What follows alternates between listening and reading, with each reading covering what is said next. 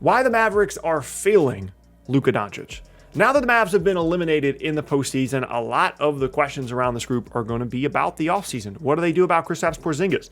Luka Doncic needs a max rookie extension coming up. How do they improve this roster? And quite frankly, it's really not that great of a roster, and they've kind of overachieved for the last 2 years. It's a tough Western Conference. They've been a playoff team. They lose to the Clippers in 6 last year. They lose to them in 7 this year.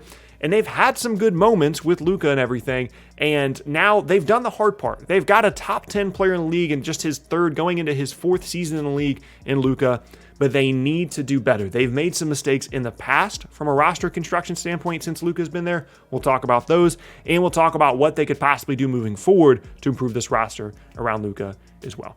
But quickly, before we get started, I like to remind people, if you're new here, what's up? My name is Tucker. If you're looking for the most consistent NBA content on YouTube, you've found it. I upload every single day on this channel, so consider subscribing if you enjoy the content and leave a like rating as well. With those things said, let's talk about the Mavs. So first, I want to look back at the moves that they have made since they got Luka Doncic in the draft. And they've tried to improve the roster, but they haven't really made very many of the correct decisions. The first one I want to point out is the Curry for Josh Richardson trade. Seth Curry was an incredible player for them, was a crunch time guy for them, and honestly on one of the better contracts in the league, making just $8 million a year. But they looked at their roster, they said, we've got offense, we've got shooting, we need someone that can defend, we need a two-way player. And so they said, hey, Philly, we'll give you Curry, give us Josh Richardson, and that'll be good for us. And at the time, I thought the trade was great for both teams. I thought Philly needed more spacing, I thought Dallas needed more defense. Those two players made complete sense. That's been a disaster trade for Dallas, especially in this playoffs. I think Josh Richardson played 6 minutes or something in Game 7. And again, Seth Curry was a crunch time guy for them a year ago and plays crunch time for Philadelphia right now. And Richardson had a really weird 2 months in Miami where he was, scoring 20 points a game, shooting really well from 3, looked like a really good offensive player and was an incredible defender as well. And that's why when Jimmy Butler wanted to leave Philly, wanted to go to Miami, and they signed and traded him for Josh Richardson, people looked at it and thought, hey, that's not a bad way for Philly to kind of adjust once Jimmy Butler didn't want to be in Philadelphia anymore. And then he gets to Philly and things are just weird. The spacing is weird. Their lineups are too big. They're asking Josh Richardson to do too much on the perimeter. And you just continue to think, okay, well, he'll figure it out. It's not that big a deal. And then he gets to Dallas and he's just not that good. If he's not going to make shots, his offensive confidence isn't there. And defensively, he isn't having as big of an impact as you would like. That is a huge, huge loss for them to go from someone in Seth Curry that's playing 30, 35 minutes for them, playing down the stretch as part of their final unit, someone that provides great spacing for Luka, to go into a guy that plays 6 minutes in a Game 7. It's very tough. And then the other one is the Tim Hardaway Jr. trade. It's not the Kristaps Porzingis trade anymore because Tim Hardaway Jr. has been immensely more valuable to this Mavs team than KP has in his time in Dallas. That trade at the time, I can remember where I was. I can remember sprinting into my office to make a video about it because it was kind of shocking. Basically, the Knicks had a meeting with Kristaps Porzingis where they kind of realized KP didn't want to be there anymore. He wanted all this money on a max rookie extension. They weren't super excited about that given the injury stuff. And they said, okay, well, we'll just move him. And within a span of 5 hours, they decided to trade Kristaps Porzingis. And suddenly he was in Dallas and everybody, including myself, was very excited. We knew how good Luka was at this point. And the idea of Porzingis out there as a floor spacing 5 for them, pick and roll possibilities with Luka, the ability to defend with size on the other end of the floor, tons of 5-out spacing there in Dallas where Luka's going to have all the space in the world to do whatever he wants. The idea of that was incredibly exciting, and KP has underwhelmed every single facet of the game since he's been in Dallas, and now is going to be going into a max extension where he's making $30+ million for the next couple of seasons, and it's a borderline disaster for Dallas. I don't know what happened with KP. I don't know if he's just too big. I don't know if the skill set has dropped off. I don't know if it's injury stuff, but he just doesn't look good, and he looks healthy. He looks fine. He looks like he's a guy that can move out there. But I don't know if it's a confidence issue. I have no idea. Maybe KP's just not that good, but he's not making jump shots. They're asking him to basically just be a spot-up guy. He's been frustrated by that. He feels like Luka's the guy that's getting all the praise. He never gets to do anything. And the idea when they brought in Porzingis was, this is our second star. Luka gets to do everything with the first unit. He gets to space the floor for Luka. And then when Luka goes to the bench, we can run our offense through KP. We can run ball screens with him. You're not going to post him up a ton, but maybe you can isolate him on face-ups and stuff like that. And he just hasn't been good at all. He's a 7'3" guy that can't post up, that isn't knocking down jump shots, that isn't nearly as good defensively as he was at times in New York. And all of that is a complete disaster for Dallas and a huge disservice to Luka, as is most of this roster. When you look at this roster, it's really not all that great. Tim Hardaway Jr.'s had some good moments for them. And, Dorian Finney-Smith has been a nice development story, and Kleber, despite the fact that he was hurt all year this year, has been nice for them as well. But there's just not a whole lot going here for Dallas, and they have tried. They made the KP trade. They tried to move Seth Curry for a guy they thought would help them, Josh Richardson. They tried to get Kemba Walker in free agency. They tried to get Chris Middleton in free agency. But now when you look at the roster in terms of possible improvements to be made over the next couple of seasons, their options are limited. When you look at free agency, they could have 20, maybe even $30 million in cap space this offseason if Josh Richardson declines his $11 million player option. I think that's unlikely. So let's just say they've got about $20 million in space. That's assuming they're letting Boban and Tim Hardaway Jr. walk.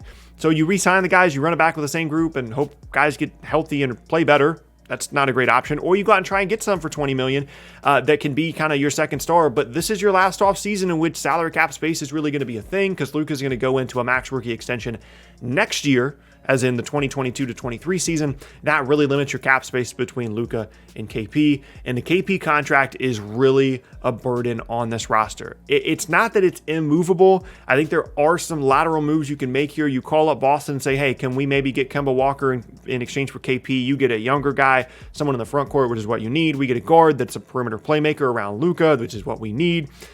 Assets on either side, maybe you can make that work. Maybe you try and convince Portland that CJ McCollum is a guy that they need to give up, and you do KP and some assets for CJ McCollum. But all of these things are lateral moves. You're not getting a ton out of Kristaps Porzingis. You're just kind of hoping that a reshuffling, you're taking on someone else's baggage like Kemba Walker, potentially helps you. The Kemba thing is interesting to me because when you watch this Mavs-Clippers series, it's clear that if Luka gets rid of the basketball, they don't have anybody else that can make a play. Luka did everything he was supposed to do, where he brings the ball up the floor, they trap him, he gives it up. It's 4-on-3, and they can't make perimeter shots. They can't get to the rim. They don't have another playmaker out there. And if you have someone like Kemba Walker out there, at least a fully healthy Kemba, the Charlotte version at least, then you're going to get absolutely destroyed if you're running that kind of defense and you're the Clippers and you're giving Kemba Walker a 4-on-3 look, against a defense that has two guys out of the picture while Luka's just standing on the sideline after he just got trapped. That's what they need. They need a perimeter creator. They need another guy that can do things on offense on the perimeter. It's not going to be KP.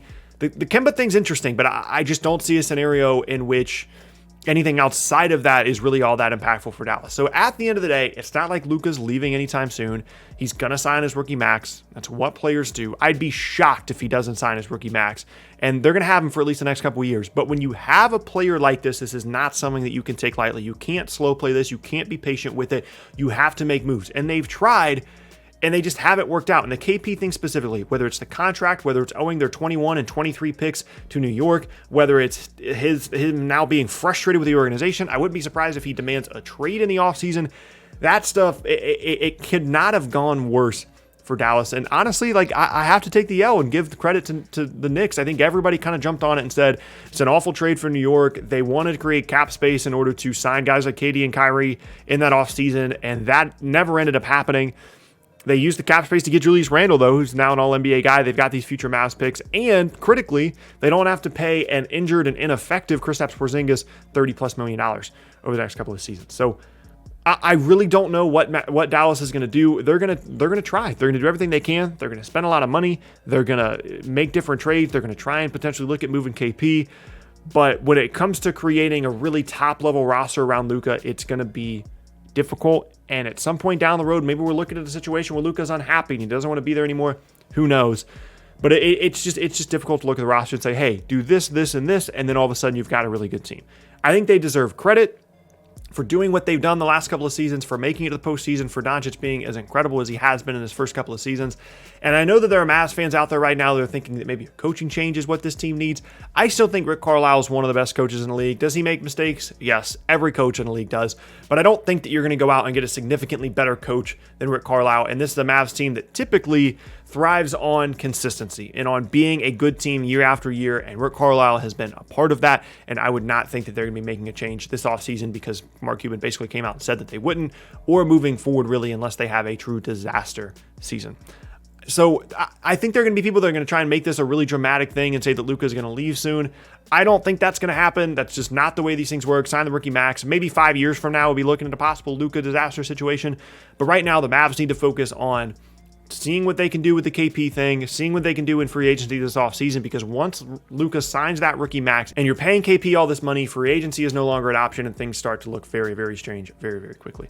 Let me know down in the comment section below what you guys think the Mavs should do this offseason, if you think they are indeed failing Luka Doncic. Hope you guys enjoyed the video. If you did, check out more videos from me in the box on screen. Leave a like rating on the video as well. And check out more videos from me moving forward as well. Subscribe to the channel for more NBA content every single day. As I said in the beginning, my name is Tucker. Hope you guys have an awesome rest of your day, and I will see you all next time.